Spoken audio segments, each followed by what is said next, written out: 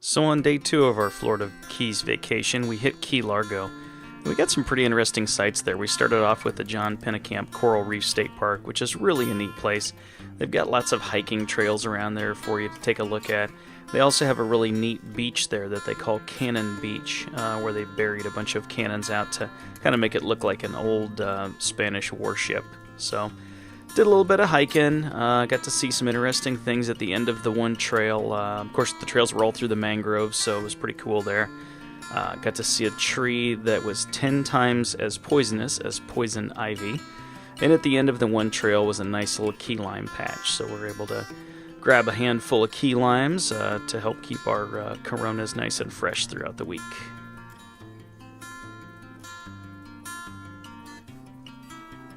Next we hit the beach, decided we'd go for a little bit of swimming, a little bit of snorkeling, see what we could see there. And as I'd mentioned, they did a pretty nice job of taking some old cannons and an old anchor and kind of placing them in an area of about 5 foot deep water, where it made it look like it was a sunken ship. So it was a lot of fun. Everybody got to see that, and a pretty neat little shipwreck out there.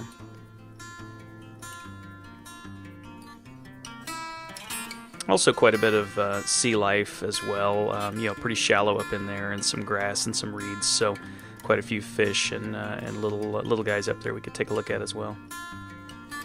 So afternoon we decided we'd take off and go on the Eco Tour. It was called Captain Sterling's Eco Tour, and our guide was Captain Tony.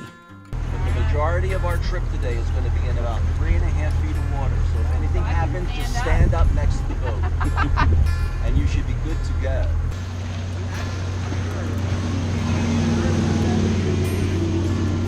So we get to see a lot of really interesting things on the guided boat tour here.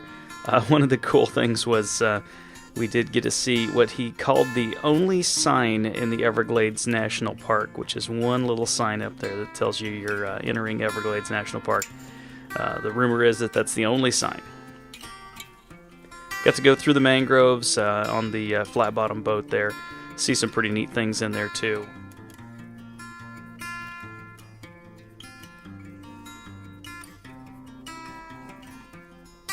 So the cool thing about this boat was you could take the top of the boat, the little canvas down, and really we could go underneath mangroves that were only 3 feet off the top of the water. So that was one of the unique things about the boat, in addition to Captain Tony doing an excellent job of telling us all about the nature and the wildlife and the plant life out here in the Everglades National Park. Beautiful. Got to get our picture taken by the oldest tree in the Everglades National Park. The story is that a group of scientists came out from National Geographic and identified this tree as being 1,500 years old. Got to see some really cool manatees out here as well, too. Big, beautiful animals in the water, moving back and forth in some different spots. And we learned that they love fresh water, so the local residents will throw a little fresh water, dribble it in for them to get them to come up every once in a while. Pretty decent amount of bird life out here in the Florida Bay area as well. So we shot in through what's known as the Cathedral, right into the middle of the back into the Everglades Park, and again we're going through mangroves that are only 2 or 3 feet off the water, so it's pretty exciting little trip there.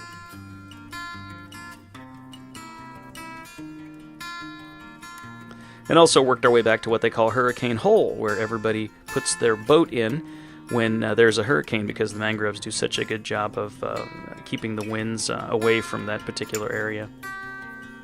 Final part of the tour was the trip through the cut through the middle of Key Largo. They cut through the island to create one of the first passages between the Atlantic and Florida Bay. Got to see some pretty nice fossils in between here as well too. So all in all, a very beautiful day, nice and comfortable coming back into the dock, and ready to call it a night. So day 2 of the Florida Keys vacation was very successful.